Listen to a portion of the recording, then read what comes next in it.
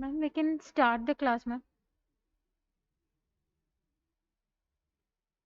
Okay, thank you, Dr. Anjana. So I'm assuming my audio and video is fine. So good afternoon, everybody. We are going to be starting the kidney system now, and I will be looking at medical kidney disease along with Dr. Adarsh. And it's a very interesting system. I hope that as we go through the different seminars and lectures, case studies, batch discussions, you're going to get a very good overview of what it's all about. Okay, so we have a bit of a scheduling issue. So we're going to start with the case study before I talk to you about general considerations, etc., which will be the first lecture in the series. Okay.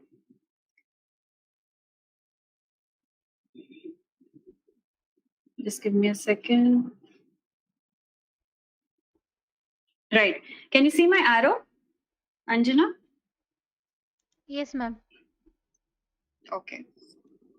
So when we talked to you about general pathology, we had one or two, I think, talks also on urinalysis and how we look at urine both from biochemistry point of view, which is basically a repetition from what you learn in biochemistry. And then we also talked to you about sediment examination and we talked to you about dipstick.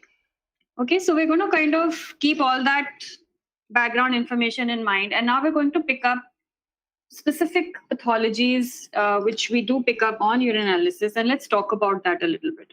Okay, so this is how I've structured it. We're going to pick up two things which are very, very significant abnormalities in the urine and how we look at them, how we investigate them, what are the pathologies which may be associated with them. So the first important one is hematuria. So I'd like for anybody to unmute and tell me, what do you understand by hematuria?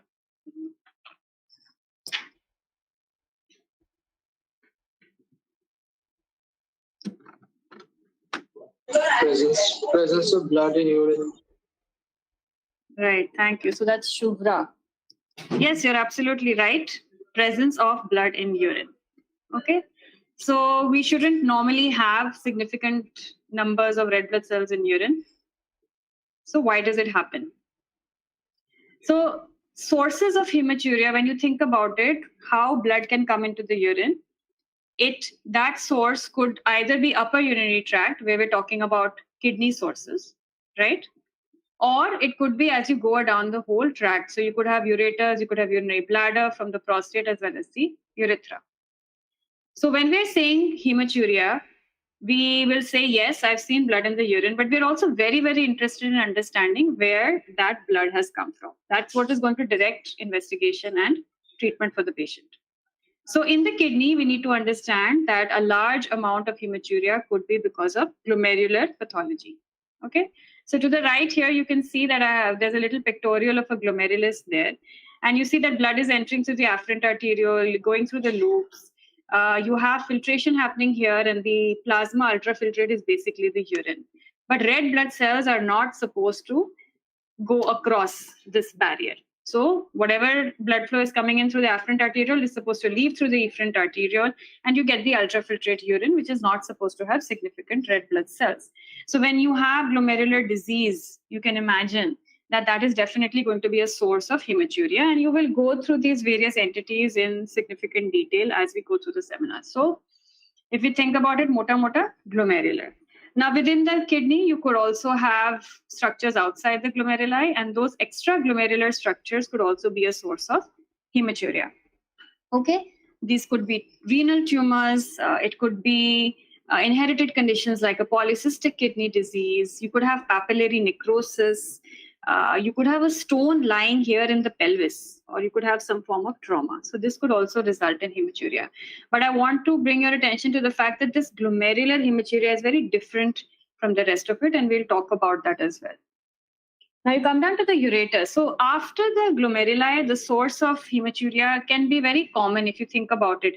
You could have a pelvic stone, you could have a ureteric stone, you could have tumors going down the whole urinary tract. So this is easy to remember. So in the ureters, you could have a tumor, stones, ureteral stricture, infection or trauma, which could result in blood entering the urine.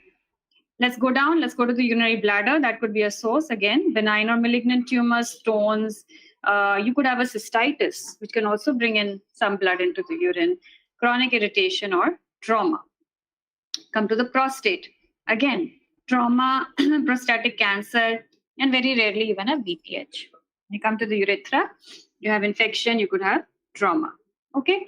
So if you understood that glomeruli, your diseases are going to be different. Beyond that, as you go beyond the glomeruli, the causes of hematuria as you go down the tract are going to be pretty similar. So we talked about hematuria, thinking about it. We said, okay, we need to know the source of hematuria. We talked about important causes. Let's look at hematuria another way. Hematuria could be a grossly visible hematuria or it could be a microhematuria. What does this mean?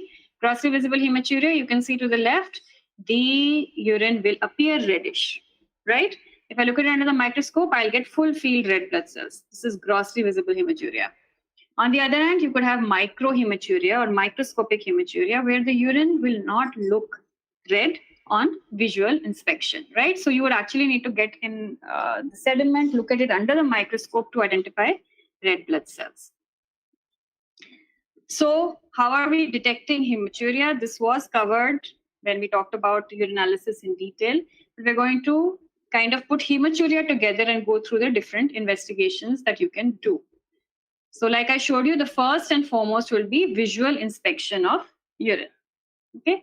So if you remember, when you get that urine in a bottle, the things that you can do a visual inspection. There will be odor, which also becomes important. Then we go to specific gravity, etc., etc. So when you look at the urine on a visual inspection, of course, you're not going to be able to see microhematuria, but you will see gross hematuria. Now, when you see gross hematuria, remember that we want to be able to identify whether it looks like fresh blood or whether it looks like altered blood, which is what we call the classic cola colored urine. And you can see a picture of it to your right over here. Okay. So can anybody tell me that if we get fresh blood in the urine, can you predict where that hematuria has come from?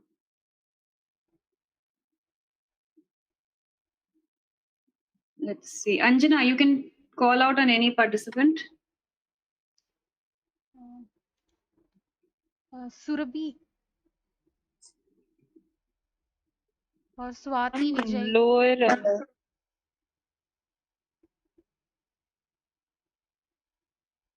Lower urinary tract. Okay, we have PGs in here as well. Okay. Yes.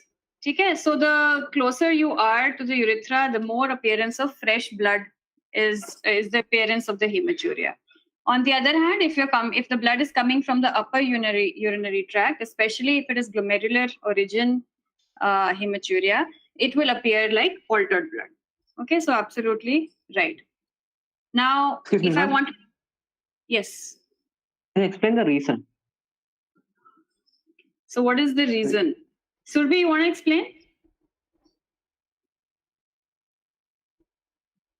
In the lower urinary tract, the urine is not, there is fresh blood, and if the urine is made in the, say, kidney or due to glomerulonephritis, during the tract there will be more of secretion and absorption, and it may lead to something like acid hematin formation, which will alter the color of blood. And then when it comes down from the upper urinary tract, therefore it is of a different color, and when it is near the urethral opening, the more closer it is to the urethral opening, the blood will be less altered, and that is why we get more of fresh blood. Yes, absolutely. So that's right. When you have specifically, for example, glomerular origin hematuria, so you basically have a lot of the blood going through damaged glomeruli. There's going to be shear stress on those red blood cells. A lot of them are going to break apart. You're going to have release of fresh hemoglobin. And so you have all of that happening. By the time it comes out in the urine, you're going to see that as an altered color. Okay. Now, on the other hand, think about it. If there's a bladder stone near the urethra that's causing RBCs coming into the urine, that's going to look like fresh blood. It's not had too much time. There's not been a lot of shear stress to that those RBCs. Okay, so it will appear more red, more like regular blood. Okay, so when you are going into clinics and you're asking your patients, so this is actually a question that you would ask as a physician. You would said, okay, was there any alteration in the color? You know, did it look like Coca-Cola? Lal rang ka tha ki bhure rang ka tha? So this is the way that you're going to approach it if there is presence of gross hematuria. Okay, now microscopic hematuria, of course, aapko visually you're not going to be able to see it, right? So how are you going to detect microscopic hematuria? You need to test. And the bedside test that's going to be available to you is the dipstick test. So we should know all about what happens, how to use that dipstick, and how to interpret blood on the dipstick. And of course, you would also need to be able to do a urine sediment examination. You know, in a lot of clinics, in kidney clinics or nephrology clinics, it's nephrologists who do urine sediment examination. At AIIMS, it's the pathologist and lab medicine side that does the urine sediment examination. But even if you do decide to become physicians, nephrologists, it's an important bedside investigation really to help you manage your patients. Okay, so let's talk a little bit about the dipstick, right? So it's a standard urine test strip, would usually have up to 10 chemical pads. That's your more extensive dipstick. Sometimes you have only 2 or 3. And this is a very old investigation which has been available to us since very early in the 1950s itself. And on the right, you can see the example of the different tests that can be done. And this was all covered during the general path lecture, right? But what I want to talk to you about here, and if we were actually doing this, you know, in real time and not having to do it online, we'd show you how it's done. But it's important to understand how to correctly use a dipstick. So let's go through these points. You want to immerse the test strip completely in a well-mixed sample of urine for a short period of time. Okay. So what does this mean? So you'll get the urine sample in a container. You'll mix it up a little bit with the lid shut. Then you will immerse this test strip in completely. And you're not just going to leave it there, go on to the next job. You are going to put it in, take it out. Okay.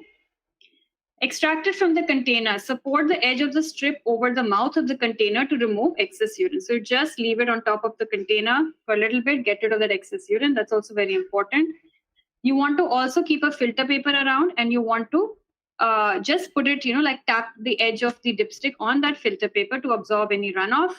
And the reason is because when you have these multiple test pads, right, you do not want the chemicals of one running into the other if you have a very wet test strip. The strip is then left to stand for the time necessary for the reactions to occur, which is usually 1 to 2 minutes. So you've got to give it time. You cannot immediately give a reading when you have just taken it out.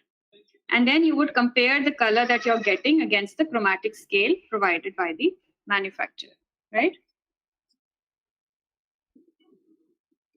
So the other things that you want to ensure when you are doing this dipstick examination, it seems very easy, but you want to prevent erroneous results. So make sure that it's not an expired dipstick, right? It has a finite lifespan. Make sure that the dipsticks were stored properly. They should be kept in closed containers. You don't want them to be constantly exposed to air, okay? Now, the mixing bit is very important because when you are after things like cells, you want to know whether they are red blood cells or there are leukocytes in that urine. If they've all gone to the bottom of the container and you just put a dipstick from the top, so you're not going to obviously get your correct reading. So you definitely want that the sample should be properly mixed before you put the dipstick in. Okay, you don't want samples to be left open. Anybody can tell me why? What will you not be able to detect if the samples are left open, the urine sample? Anjana, you can choose. Shreyas Agarwal.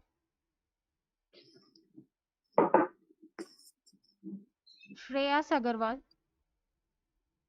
I think he's not there. Rohit Raj.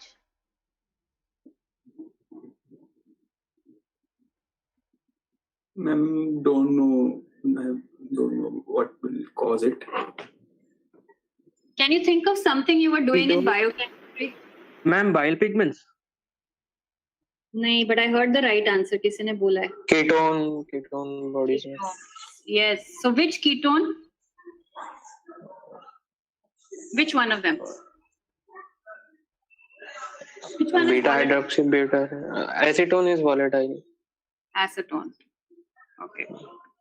Okay, good. So ketones, that's why you shouldn't leave samples open like that. You won't be able to detect that. Okay. Next important point. Remember when you're using a dipstick, if you have refrigerated the urine sample, which you may do, right? If you want to preserve the urine sample, refrigeration is taught to you as a method by which you can preserve it. Make sure that the urine sample has come back to room temperature. Why? Because a lot of these pads are enzyme based. Okay. And you know, to make an enzyme work, what do you need? You need correct temperature, you need correct pH, right? This is how enzymes work. So you need to get your sample back to room temperature. Okay.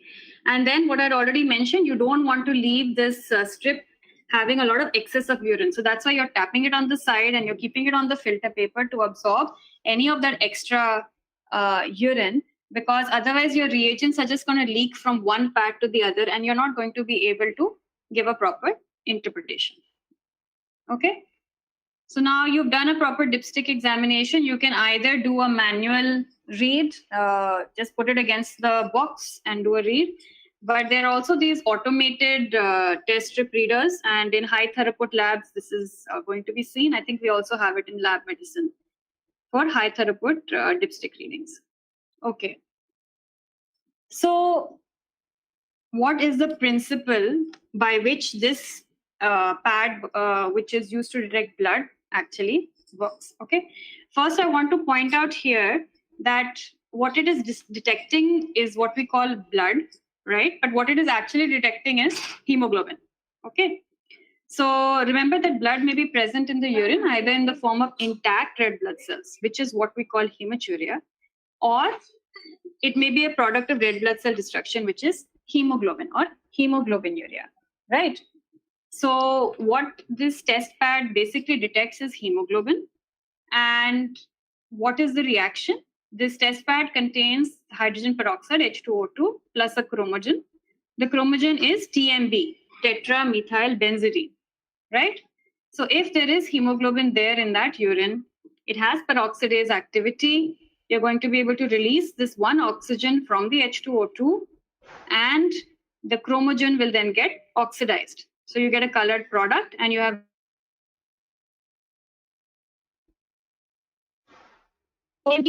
is yellow in its unoxidized form. So that's a negative reaction, no blood in urine. And you will see that as you have increasing amounts of blood in the urine, it will give you a green positive and a blue strongly positive result. Okay. So can I say that this patient has hematuria? Can I differentiate whether it is hematuria or hemoglobinuria? Theoretically, yes. Practically on the bedside, maybe it's difficult. So you need to keep this in mind as you're putting that dipstick in. If I want to differentiate hemoglobinuria from hematuria, they say that these intact red blood cells, let's say that the patient has hematuria, you have intact red blood cells, they will lyse when they come in contact with the pad. Okay. And that liberated hemoglobin may produce an isolated reaction. So wherever that hemoglobin is released from those RBCs, you may get an isolated reaction that results in a speckled pattern on the pad. But I would think that in a practical clinical scenario, this might be very difficult, right? So you'd be able to say blood positive, blood negative, but ultimately to determine whether these are intact red blood cells or that there is hemoglobin, you would need to do a sediment examination and check, can I see intact RBCs or not? Okay. So this is, I think, a very important point. Remember that cola colored urine that we were talking about, if there is gross hematuria, that can also be the look of a hemoglobinuria. Okay. So, and then you would do a dipstick, and that can also not differentiate. So ultimately, you would really have to get into the sediment and check for intact red blood cells. But if you think about it, causes of frank hemoglobinuria, it's a less common clinical situation rather than getting hematuria. And of course, you will have other parameters and investigations which will help for you to point towards, for example, kidney disease. So can anybody think of what are the causes of hemoglobinuria? What are the situations where hemoglobin would come into the urine? Hemolytic anemia. PNH. Very good. Very good. Yes, exactly. So you need intravascular hemolysis. So when you have red blood cell destruction happening intravascularly, that would release free hemoglobin, and that free hemoglobin would enter the urine. So you've just mentioned hemolytic anemia and then paroxysmal nocturnal hemoglobinuria. It's got the term in its name itself. So these are the situations where you would get hemoglobin.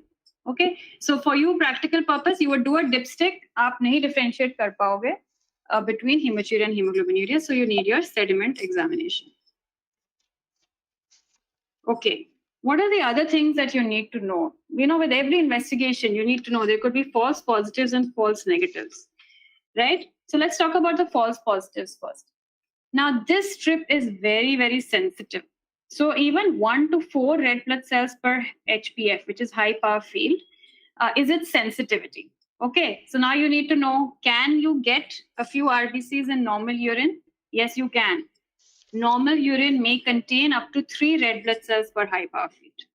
Okay, so what does that mean? That means that if you take 100 healthy individuals, maybe 3%, 3 out of those 100 healthy individuals may give you a trace to 1+ reading on a urinary dipstick for blood. Okay, so it's a highly, highly sensitive technique. Now, the next situation, I told you, hemoglobinuria will also come positive. Myoglobinuria will also come positive. Okay, so these are very, hemoglobinuria and myoglobinuria are very close differentials, because myoglobin also has peroxidase activity. Myoglobinuria can also produce some discoloration in the urine. Okay, but of course, etiologies are very, very different. So you have to keep the clinical context in mind. Next, now we talked about it. The thing that is creating the positive change in the chromogen is basically the release of oxygen, right? When the peroxidase is working on the H2O2. So strong oxidizing agents can directly cause the same change in the chromogen. And if you have strong oxidizing agents which were used to clean the container, for example, bleach, detergent, iodine, or betadine, then that could be left in the urine, and then that could give you a false positive reaction. Then, of course, some external peroxidases like bacterial or vegetable peroxidases. Okay, so important to note what these false positives are. What about false negative? A false negative, improperly mixed specimen. So we talked about this. You want to detect blood, but you didn't bother to mix the urine sample. It was standing on the bedside of the patient for 2 hours. You went, you just put a dipstick in, came out, said no blood. So that's not going to work because those RBCs have already settled to the bottom. Okay. Now, high levels of ascorbic acid. We know ascorbic acid has antioxidant property. So if a patient has been on very high vitamin C, and you may get a false negative dipstick for blood. Third, if formalin has been used as a preservative. Okay, this has also been taught to you. So formalin can be used as a preservative. Let's say you have a urine sample which is coming in from a very peripheral center and you want to check for the sediment. You want cells and other structures to be preserved in that sediment. You may add a drop of formalin, but you must remember that this will interfere with the dipstick because it will prevent the RBC lysis that you need. If that RBC lysis doesn't happen, that hemoglobin is not released, you will not get a positive for blood, even though there is hematuria. Okay. Similarly, if there's very high specific gravity, renated red blood cells, they are also very resistant to lysis. Okay. Let's move on. Any doubts till now? Okay. So now I'm moving on. So we suspected hematuria. We use the dipstick. We know how to use the dipstick properly. Now we got a positive blood. Now I need to check the sediment. I need to check if there are intact red blood cells or not. So we need to know how to process urine for sediment examination. Again, this was taught to you before. So you need at least 10 ml of urine. We put it into a machine, which is a centrifuge, and we will spin it 1500 RPM for around 5 minutes, because we want all the structures in there, all the cells and all, to come at the bottom. Okay, that's the sediment. We will then remove the supernatant either by suction, suck it out using a pipette, or just decant it. You will then take the remaining, so there'll be a little bit of drop of that supernatant there. Okay, so you just resuspend the sediment either manually or with a pipette. You will take a drop of that resuspended sediment, put it on a slide, cover slip it, and then you will examine it under the microscope. Okay, make sure you look around the edges. So when we do urine sediment examination in the lab, we always tell the residents, make sure you go along the edges of the cover slip. That's where a lot of the cells accumulate. Okay, so this is how we would do it. And again, like I told you, in a lot of centers, you may be doing this on the bedside. It's happening in the clinics and not in the path lab.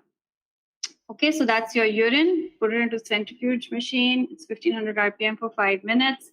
And there's a sediment here at the bottom. I don't know if you can see it. There's a small button there.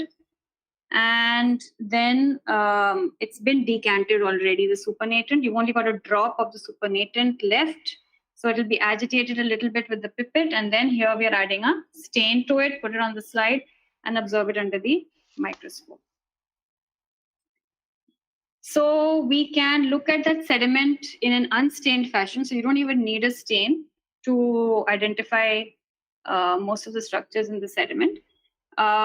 We do a stain preparation of gentian violet. This really helps with the red blood cells sometimes. And we do it at a 4:1 ratio. Okay, so 4 parts urine sediment, 1 part staining solution.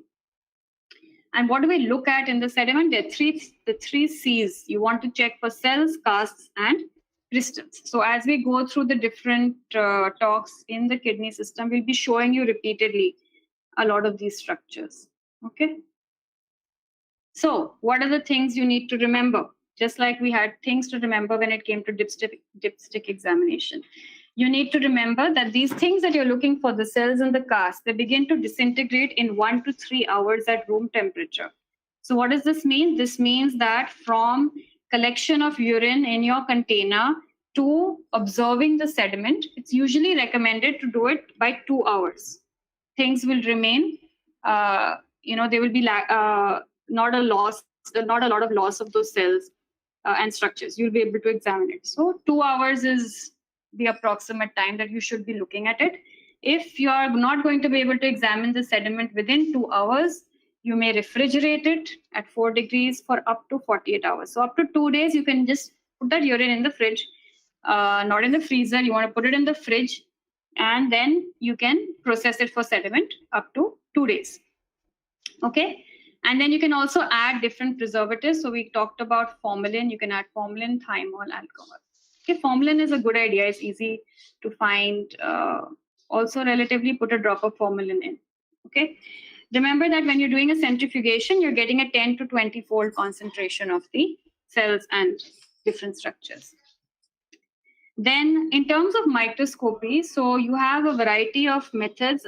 Some people I've seen have used phase contrast microscopy. It really helps in seeing the cells. But by and large, most people would use bright field microscopy with or without special staining. Okay. So now you've got the sediment. You're going to look at it under the microscope. You're going to remember that you want to check for cells, casts, and crystals. And there's a way to do it, right? So as we go into the low power, you're going to see the larger structures on low power, which is the casts, and you may see the epithelial cells, right? So you will classify the casts. Again, we'll talk about this as we go through the different talks. And when you go into the high power field, you're going to be looking for the different cells. So you can see here, you're going to report if there are more than 3 RBCs per high power field. So we talked about this, that up to 3 red blood cells per high power field is fine. That's physiological. Then more than 5 leukocytes, more than 2 renal tubular epithelial cells, and we'll report on significant bacteria, as well as presence of pathological crystals. So we'll be showing you all of this. Okay. So what did our patient have? Our patient had blood positive, right? And we said, okay, we've run his urine for sediment examination, and this is what we got. This is an unstained example, right? So we identified intact red blood cells. So this patient does not have hemoglobinuria. This patient has bona fide hematuria. Is that it? No, we need to go further. We must look at those red blood cells and see what they look like. Are they isomorphic or are they dysmorphic? Okay, and we talked about this briefly, and Dr. Surbi also told you that when the red blood cells are coming from the lower urinary tract, they are not exposed to so much shear stress as they would go as they were getting through glomeruli, right? So they maintain their isomorphism. What does this mean? You can see that they look pretty similar and they show regular outlines. Okay, so those are isomorphic red blood cells indicative of non-glomerular hematuria. So if this was the case, I would tell I would check with my patient for other things. I would want a urology referral. I'd say, okay, we need to check for stones. Could there be a tumor, right? All those lower urinary tract causes.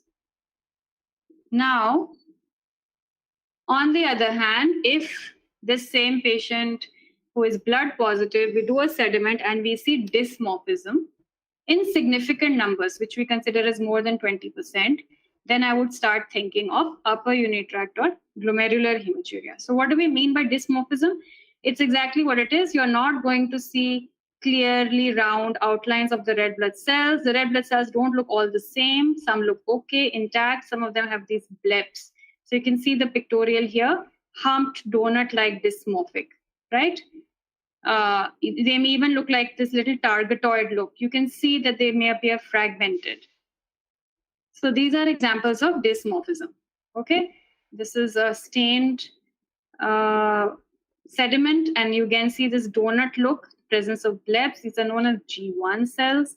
These were actually described in the renal lab at AIIMS many years ago as showing significant correlation with glomerular origin hematuria. So these G1 cells, they're also called Mickey Mouse cells. Some people call them Mickey Mouse cells. Okay, so the G1 cells or the Mickey Mouse cells, these are classic examples of dysmorphic red blood cells. And what does this mean? This means that the patient has a glomerular origin hematuria. Okay, so if I think that a patient has glomerular origin hematuria, I need to send them to the nephrologist, and this patient will most likely need a kidney biopsy. So you see how your interpretation of the different investigations will really get the patient to the right place for treatment. Okay, so red blood cells we talked about. We also need to touch upon casts. So that's the other thing that can be seen on a urine sediment. So what are casts?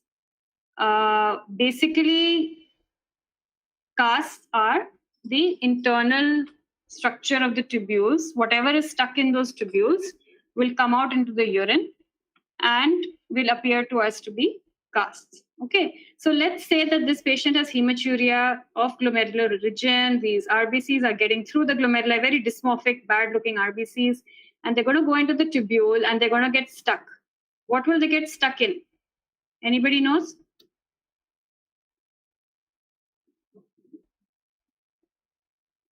Any other PG? Anjana?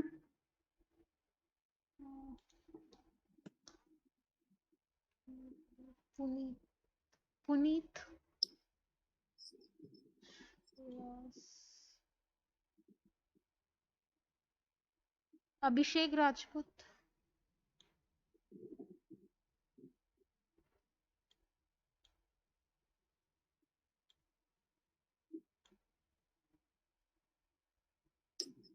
Okay. No problem. I don't think they know this at this stage. I was wondering if there's any postgraduate.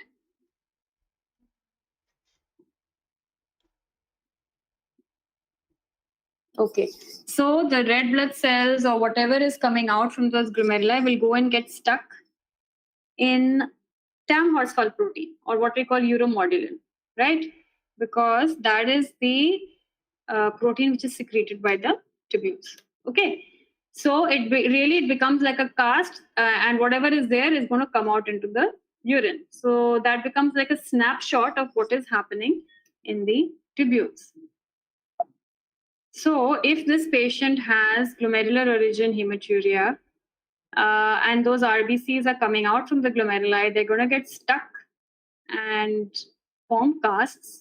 And as these casts come down the tubular system, there's going to be degeneration, and they may get coarse granular, fine granular, and later even waxy casts. So we will pick up all of these things in the urine sediment examination as well. So you can see that to the left, you've got your red blood cells. You can see the Mickey Mouse cells, which are your dysmorphic red blood cells. And on the right side, you can see that many of these cells are actually stuck in the cast. So this is a good one. This is a nearly pure red blood cell cast. This one is mixed. It's got, I think, some epithelial cells in there as well. So what does this mean? This means that this patient really does need a kidney biopsy.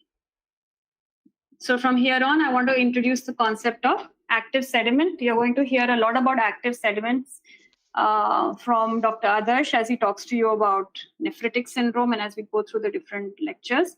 But what do we understand by active sediment?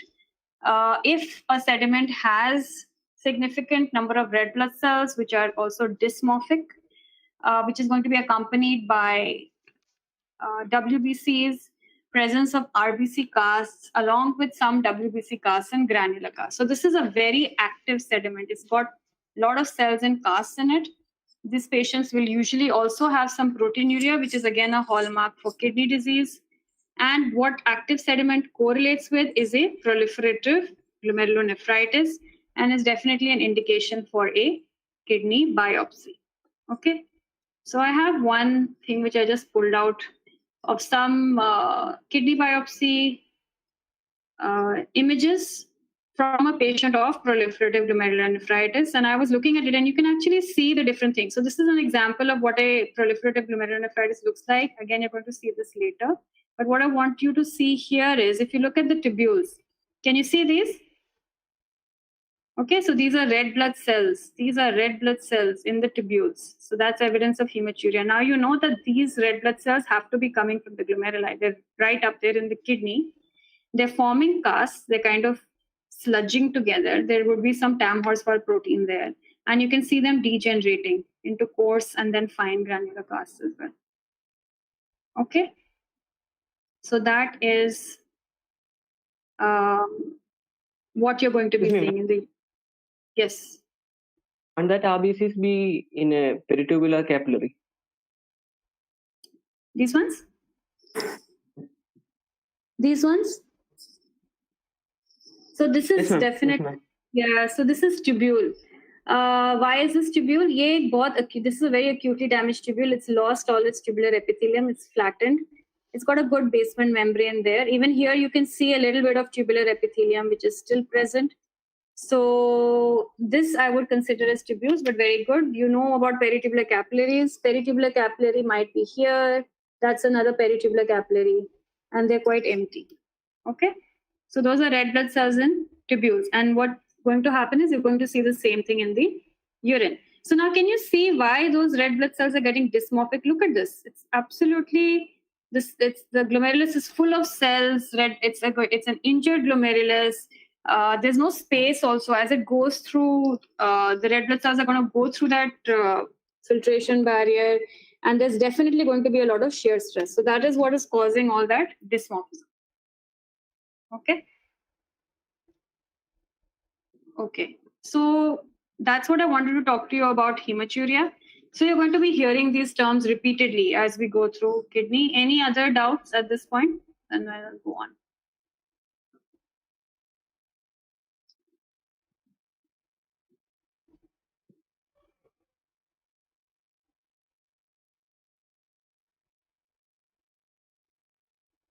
Okay. So the next important component of the urine analysis, which we're going to touch upon, is proteinuria. Okay. So just like we talked about red blood cells, you have to remember that you can get a little bit of protein normally in the urine, less than 150 milligrams in 24 hours. Okay, and this is going to be constituted mostly by TAM horse pulp protein, or what we also call uromodulin. We talked about this. That's a secretory protein which is produced by the tubule. So that's what it is normally going to contain. And the function of this glomerulus, and when we talk about the filtration barrier, is really to keep all that protein in, right? That's a very, very important function of the filtration barrier. So this filtration barrier is composed of 3 layers. You've got the endothelial, you've got the GBM, and then you've got the visceral epithelial layer. And it maintains a negative charge, and all of this size and charge dependent barrier is going to prevent the important proteins from getting out.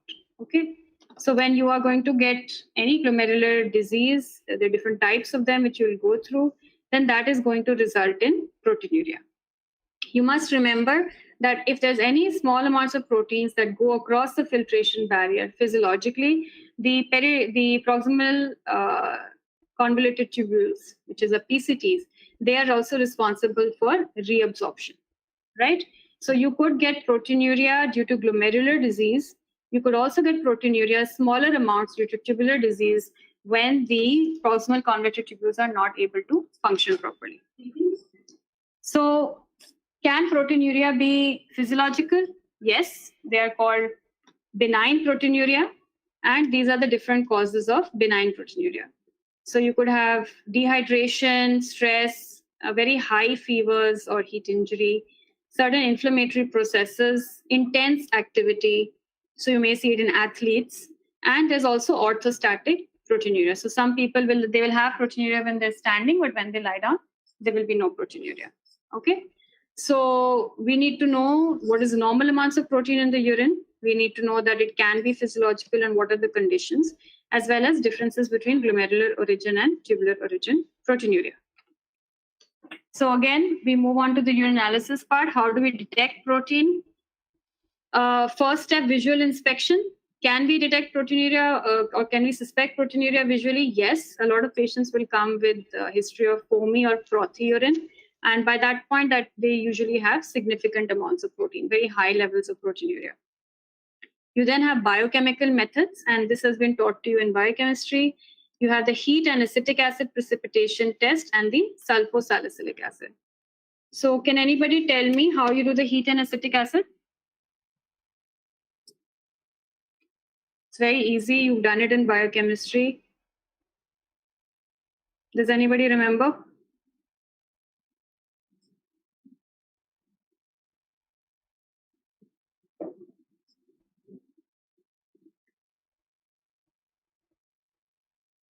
Anjana? I cannot see. Nisha Saini.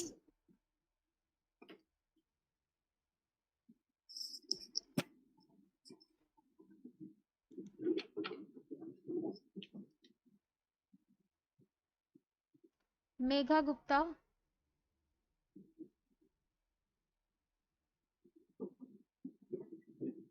Khushwant. Nobody's.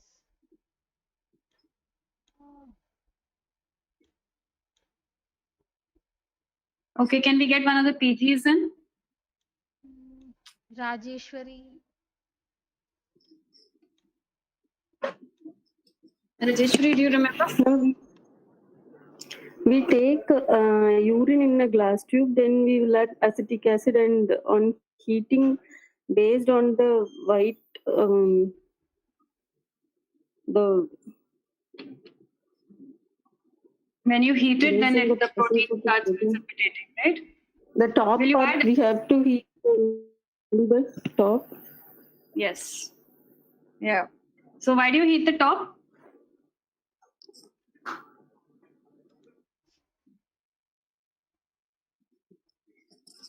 So you heat the top so that your bottom half of the tube works as a control, right?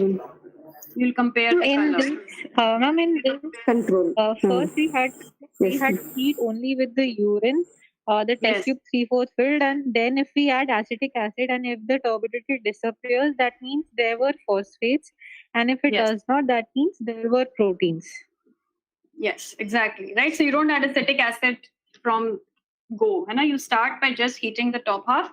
you will see precipitation, and you want to make sure that it's not due to phosphates. So you will add acetic acid. If it is retained, that means that it is protein. Okay, if it disappears, then it's phosphates. Okay, so this is a semi-quantitative method, and you can see an example to the right that as you get increasing turbidity, flocculation turbidity, then you will consider that there is more protein there. Okay.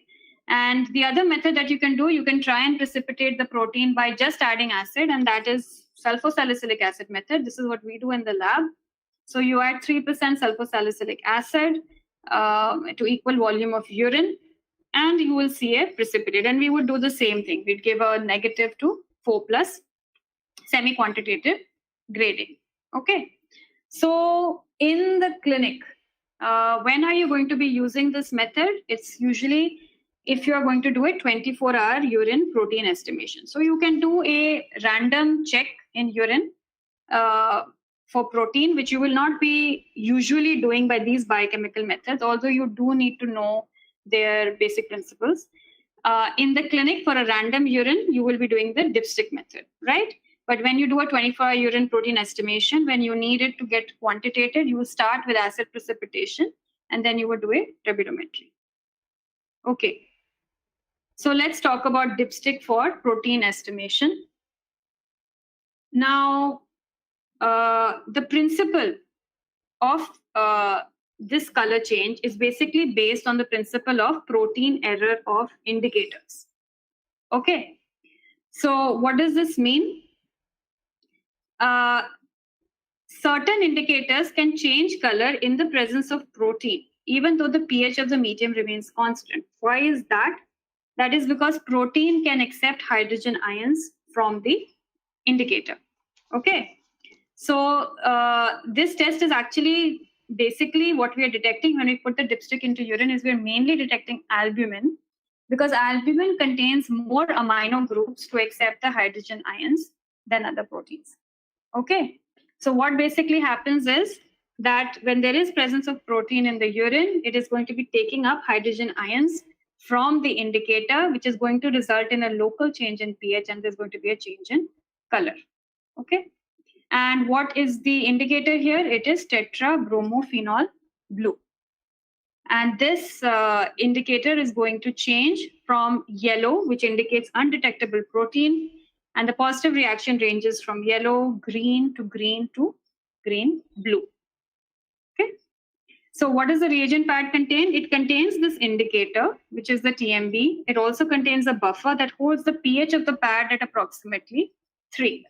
So when there is protein, and that protein is going to keep taking hydrogen ions and is going to result in a change towards basic, and that is going to result in an indicator, in a color change in the chromogen. Okay, so you need to know the principle of how it works for protein. So again, we need to know false negative, false positive. You must remember that these dipsticks are tailored to mostly detect albumin. So if there are other proteinurias, like I talked about tubular proteinuria, which is mainly smaller proteins like beta-2 microglobulin, it will not detect it. Okay, so albumin-rich proteinuria is usually glomerular proteinuria because of glomerular disease. So that is what it is really tailor-made to detect. You want to be able to detect that a patient has significant proteinuria of glomerular disease. But remember, we talked about it. We could have tubular proteinuria, and this is not a good way to detect tubular proteinuria. Similarly, immunoglobulin light chains and Benz-Jones protein. So if you have a myeloma and a patient is producing large amounts of light chains, that will result in a false negative. Also remember, dipsticks do not detect very small amounts of albumin. So microalbuminuria is not detectable. Dipstick testing is useful only when urine protein exceeds 300 to 500 milligrams in a day. So I talked to you about the fact that normal protein is up to 150 milligrams in a day. Microalbuminuria is up to 300 milligrams in a day. And dipstick testing is useful beyond that. So it needs to be a certain significant amount of albumin to be there for it to be detectable. Okay. So this is a very, I wouldn't say common, but it's an interesting Viva question. You know, that you did a sulfosalicylic acid method and you got proteinuria, you got turbidity, but then you did the dipstick and the dipstick was not showing you a positive for protein. So what are the situations in which this can happen? And the answer is right in front of you, right? Maybe they're Bence-Jones proteins, or maybe the protein is not an albumin-rich protein. It's a different protein, like a beta-2 microglobulin. Okay. Now, in terms of false positive, the major cause of a false positive urine protein is if the urine itself is very highly alkaline. Then that, slight base change in pH, which is required for the indicator to change color, it's going to get overwhelmed by the highly alkaline sample. Okay. Certain contaminants are also known to cause a false positive. Again, this would be due to a pH change, particularly if you have ammoniacal compounds. And if there is excessive contact with the urine, it may wash out the buffering system. So that buffering system, which was keeping the pad's pH at 3 and keeping it there, that may wash out earlier, and then you may also have a false positive result. So there was no protein, but because you were just leaving it in the urine for so long and the buffer ran out, so the pH 3 buffer ran out, it became basic because of that, and it could result in a false positive result. So that's why, we think dipstick is so simple, but there are things that you must take care of to make sure that you're getting an appropriate result. Okay. Now, let's say this urine was also processed for sediment examination. A patient who had 4+ significant proteinuria based on biochemical methods, and he had a positive dipstick for protein. So I think that this patient has glomerular, highly significant proteinuria. If I do a sediment examination, what can I get? You can get oval fat body. So these heavily proteinuric patients, and we'll be talking about clinical syndromes later, but this heavy proteinuria from glomeruli tends to get also associated with heavy lipiduria. Okay. So these lipid-laden tubular epithelial cells can be detected in the sediment of these highly proteinuric patients. And these oval fat bodies under polarized light, they have this appearance. It's called the Maltese cross pattern. And you can also see that with certain organisms. I don't know if the PGs want to answer that. If I want to stain, then I would stain these fat bodies. You can use some certain special stains on the urine sediment, which is Sudan 3 and oil red O. And like I said, this usually comes as part of a syndrome, which is nephrotic syndrome. Okay. So just these 2 pointers in urinalysis. We've not talked about everything in urinalysis because we're doing this as a more kind of directed case study sort of approach. But when you just look at just hematuria and just proteinuria, you'll realize that there's so many things that you need to take care of, right? And if you're not taking care of those things and you're not interpreting it accurately and understanding the principles on why it's happening and the false negatives and the false positives, you're going to give an inaccurate interpretation, and your whole patient management, differential diagnosis, investigations are all going to go in the wrong direction, right? So you need to know basics like difference between hematuria and hemoglobinuria, difference between glomerular and non-glomerular hematuria, and how to interpret proteinuria, right? You need to know amounts, physiological, pathological, glomerular, tubular. These are just the basics of understanding in urinalysis. Okay, so I have finished very early. I'm happy to discuss further on this if anybody has any questions. And then in the next class, we'll really be starting off with absolute basics, general considerations, and we'll introduce you a little more formally to clinical syndromes in kidney disease. Excuse me, Angela? ma'am. Yes. Ma'am, for the dipstick test, we said we shouldn't keep the stick for a long time in the urine sample. Yes. How long should we keep? Do we have a standardized time? You need to, so how do we do it you just dip it in, make sure it's fully immersed in a well mixed sample. Okay, and then you'll take it out. Okay, usko andar chhodne ki zarurat nahi hai because the urine is going to get absorbed on the pad. Correct? Then you take it out and you leave it out for 1 or 2 minutes after, again, just kind of against a filter paper, make sure you don't have any excess urine there, and you leave it out for a minute or 2. Okay, you your aim is to get it in properly, get the urine on the pad, bring it out. Uske baad, everything else, the reaction can happen outside the urine container. Nothing is going to happen inside because the urine is now on the pad. You understand?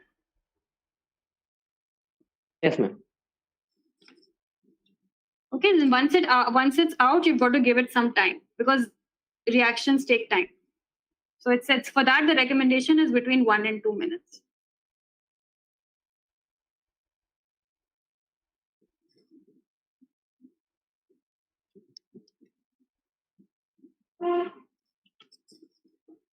Okay, so I had tried to slide a question there. Does anybody know what other things can give you a Maltese cross appearance under polarized light? Histoplasma in the Yes, very good. histological section, histoplasma.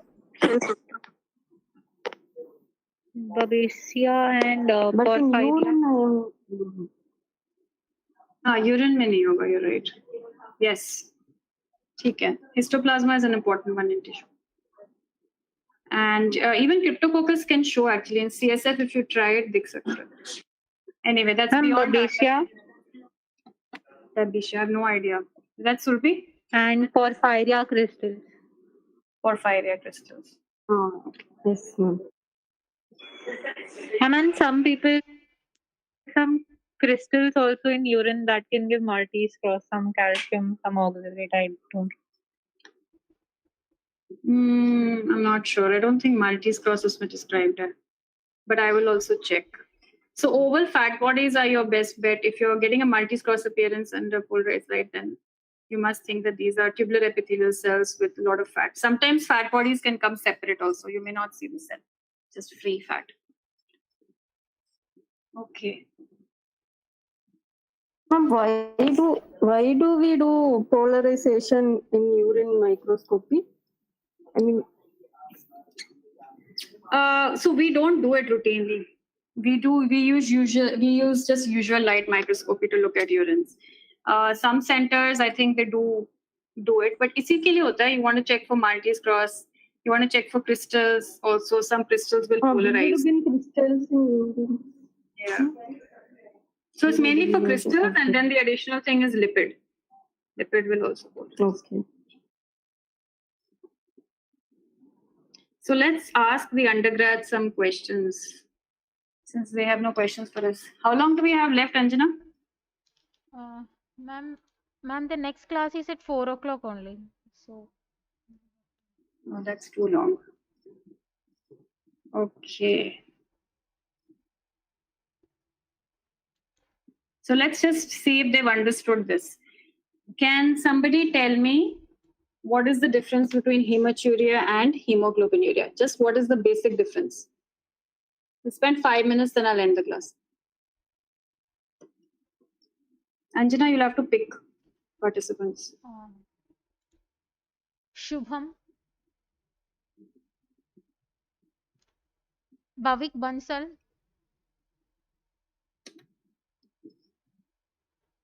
Hematuria is like presence of intact red blood cells in the urine, whereas hemoglobinuria is presence of hemoglobin in urine, which may or may not be due to lysis of red blood cells. Like it may be due to lysis of red blood cell in the urine or due to hemoglobin being present in the blood itself. That can because of intravascular hemolysis, right?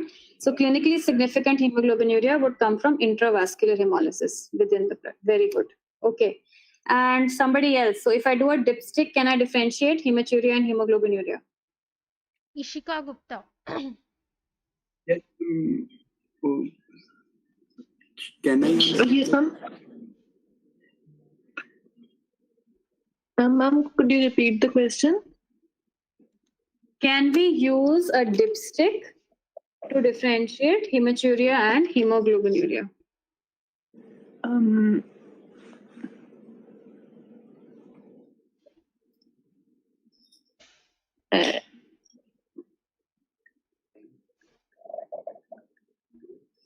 Anybody I'm not wants to? sure.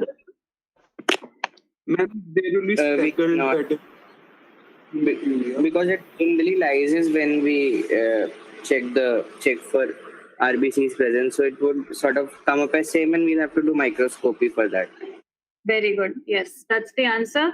I mean, theoretically, maybe those speckles was described, but clinically it would be difficult. So you cannot use a dipstick to differentiate hematuria, hemoglobinuria, because the principle of that dipstick is based on hemoglobin, right? Okay. So next question, what is the activity, what is the property of hemoglobin which is responsible for that enzyme reaction on the chromogen pad? Which property of hemoglobin? Kartikeya. Yes, ma'am. I'm here, Karthik. Ma'am, could you please repeat the question?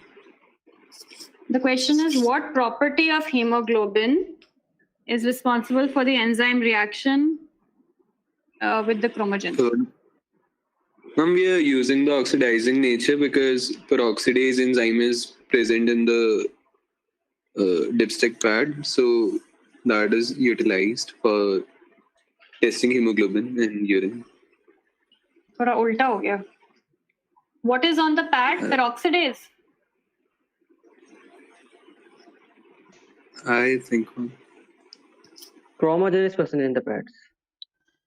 There's a chromogen on the pad and there's hydrogen peroxide there. Okay, it's H2O2 and chromogen on the pad. So the hemoglobin has peroxidase activity. Is that clear?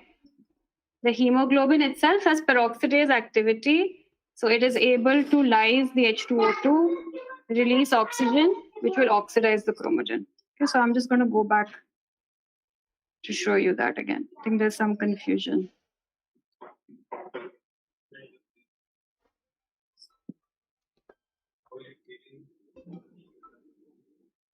Okay. Hemoglobin has peroxidase activity, and that property of hemoglobin is used to trigger the change in the chromogen. Okay, so these are the two things which are present on the pad: hydrogen peroxide and TMB, tetramethylbenzene. Okay. Next. You can take a name, Anjana. I'll get to the question.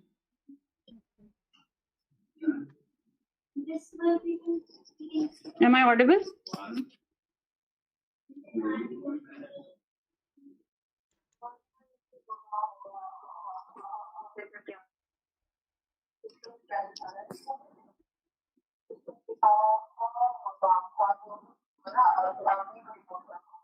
Anjana? Yes, ma'am. Okay, difference between glomerular and non-glomerular hematuria.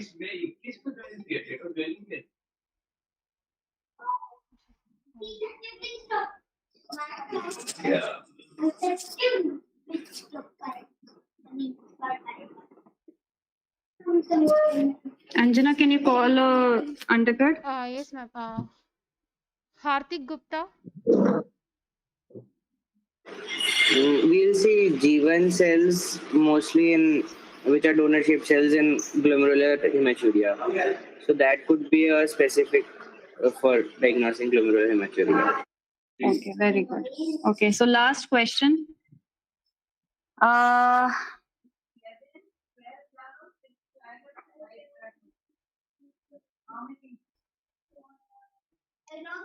Which proteinuria is albumin rich? Glomerular or tubular proteinuria?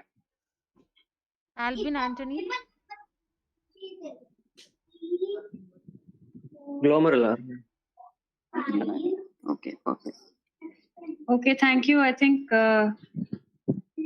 we will now meet in the next class. Anjana, is that okay? Yes, ma'am. Okay. I'm not sure how you take attendance now. वो आप देख लेना. Yes, ma'am. I have already noted the attendance, ma'am. Okay. ठीक है. Thank you. Thank you. Thank you, ma'am.